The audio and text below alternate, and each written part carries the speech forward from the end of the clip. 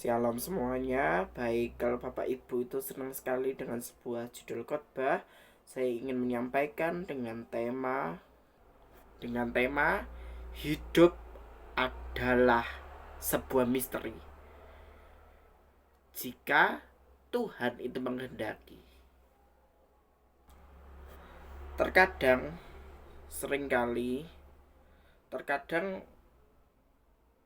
umat percaya itu seringkali hidupnya akan terus berjalan seturut dengan waktu. Tetapi Tuhan itu berencana untuk kita itu berjalan sesuai dengan waktunya Tuhan, sehingga hidup itu dapat memberikan manfaat dan juga dampak yang baik bagi orang di sekitarnya. Makanya kenapa saya memberikan tema ini, hidup adalah sebuah misteri. Jika Tuhan menghendaki, hidup adalah sebuah misteri. Makanya selama kita hidup dalam dunia ini, kita dapat belajar satu hal, bahwa hidup itu untuk mensyukuri segala berkat, segala anugerah yang Tuhan berikan kepada kehidupan kita. Nah,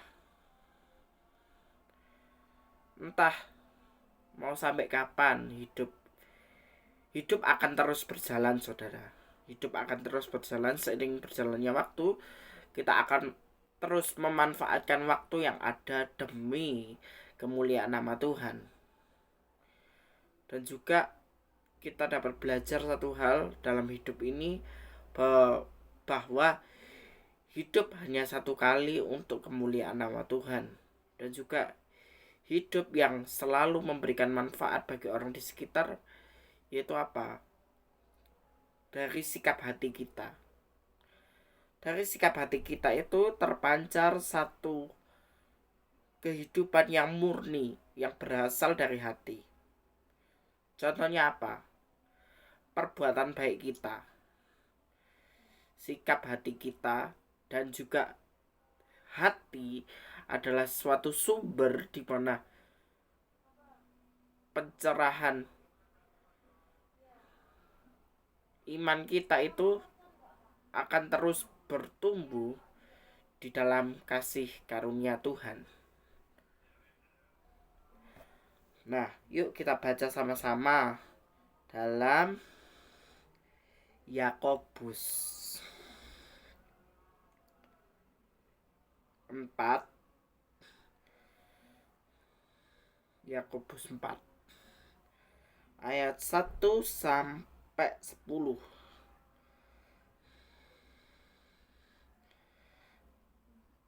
Dari manakah datangnya sengketa dan pertengkaran di antara kamu? Bukankah datangnya dari hawa nafsumu yang saling berjuang dalam tubuhmu? Kamu mengingini sesuatu tetapi kamu tidak memperolehnya. Lalu kamu membunuh, kamu iri hati, kamu tidak mencapai tujuanmu, lalu kamu bertengkar dan kamu berkelahi. Kamu tidak memperoleh apa-apa karena kamu tidak berdoa. Atau kamu juga berdoa tetapi kamu tidak menerima apa-apa karena kamu salah berdoa. Sebab yang kamu minta itu hendak kamu habiskan untuk memuaskan hawa nafsumu. Nah, maksudnya itu adalah, dari ayat-ayat ini kita dapat belajar bahwa kita tidak boleh memuaskan hawa nafsu kita untuk keinginan kita sendiri. Tetapi melalui hidup kita ini, Tuhan ingin agar kita itu senantiasa berfokus kepada kekekalan yang sesungguhnya, menjauhkan hawa nafsu kita, hawa nafsu duniawi, untuk berfokus mempunyai pola pikir, paradigma yang baru, untuk senantiasa berpikir untuk pada kekekalan yang sesungguhnya. Makanya di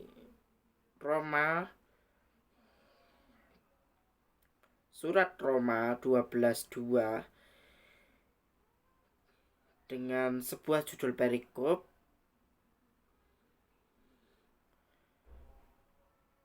dengan sebuah judul perikop persembahan yang benar.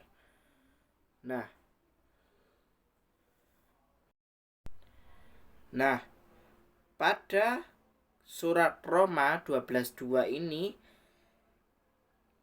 yuk kita baca. Janganlah kamu serupa akan dunia ini, tetapi berubahlah oleh pembaruan budimu, sehingga kamu dapat membedakan manakah kehendak Allah yang baik, berkenan, dan yang sempurna. Maksudnya, kita selama kita hidup dalam dunia ini, kita harus tetap memikirkan apa yang menjadi fokus kehidupan kita selama di dunia ini. Jangan dijadikan sebagai suatu momen di mana hidup kita itu untuk kesenangan dunia. Akan tetapi kita harus tetap mempunyai perspektif, mindset, dan paradigma yang benar bahwa hidup kita itu sekali untuk kemuliaan nama Tuhan, dan juga ayo sama-sama berjuang untuk kekekalan. Tuhan itu ingin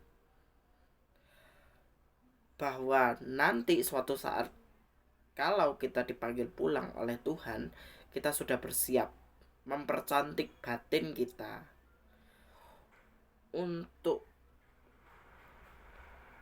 suatu momen besar-besaran di kekekalan, untuk memasuki pesta perjamuan kawin anak domba Allah. Makanya hidup adalah sebuah misteri. Jadi Tuhan sudah merancangkan kehidupan kita itu indah pada waktunya Tuhan, jika kita mau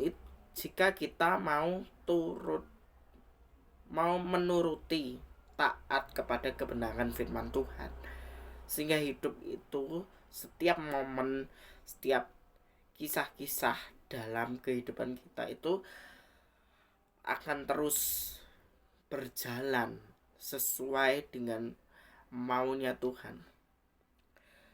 Makanya di dalam Yesaya 55 ayat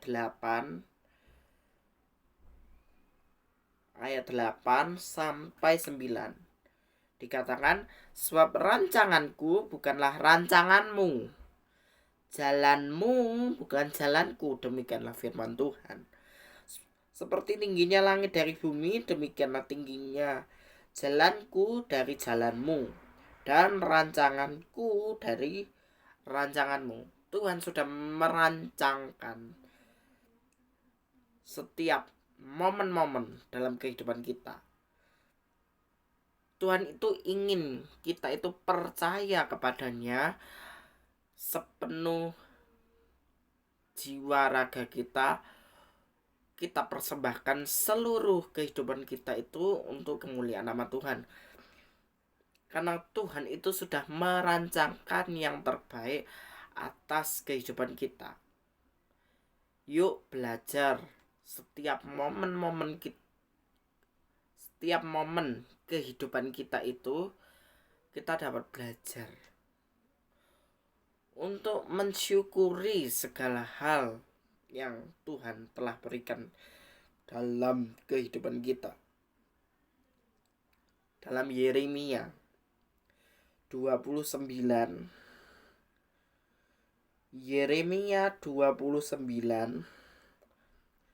ayat yang ke-11 dikatakan, Tuhan mengetahui rancangan-rancangan apa yang mengenai padamu. Demikianlah firman Tuhan, yaitu apa? Rancangan damai sejahtera, bukan kecelakaan, untuk memberikan kepadamu hari depan yang penuh dengan harapan. Hidup hanya untuk sekali. Hidup adalah sebuah misteri. Kita itu punya jaminan kepastian bahwa Yesuslah satu-satunya jaminan keselamatan yang sejati. Tuhan sudah merancangkan semua momen-momen dalam kehidupan kita itu. Tetap percaya, saudara. Tetaplah percaya kepada Tuhan. sampai pada akhir hayat. Makanya hidup itu adalah sebuah misteri Allah. Jika Tuhan itu menghendaki. Makanya dalam setiap aspek kehidupan kita itu belajar untuk percaya kepada Tuhan. Ikuti maunya Tuhan apa, wis kita lakukan. Melakukan yang terbaik untuk Tuhan. Seperti apa? Seperti Marta. Seperti Maria. Maria yang ingin duduk diam di kaki Tuhan untuk mendengarkan suaranya. Yuk dibaca Lukas 10 ayat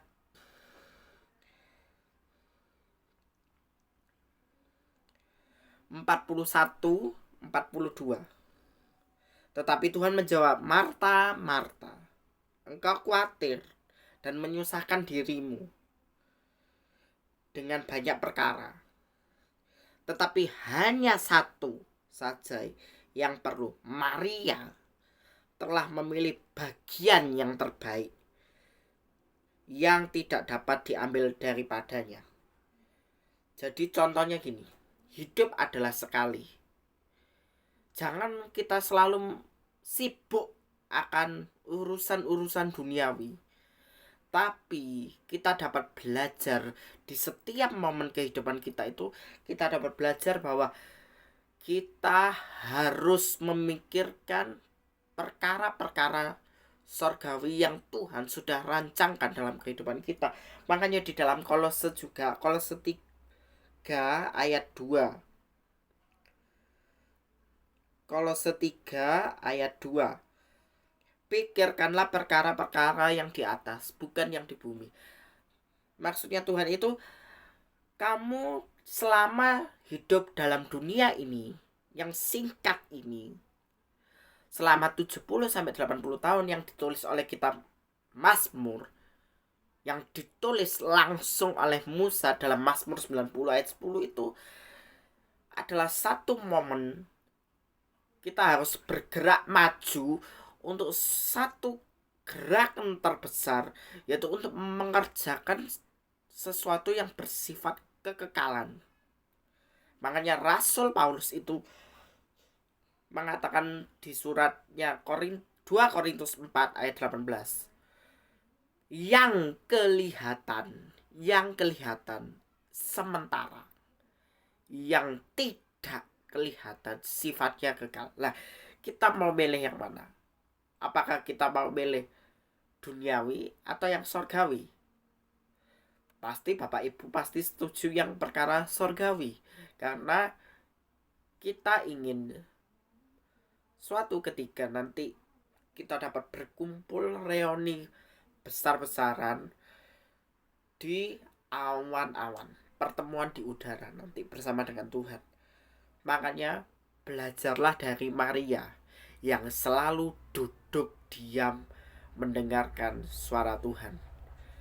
Maria telah memberikan bagian yang terbaik, yaitu untuk duduk diam di kaki Tuhan, mendengarkan suara Tuhan.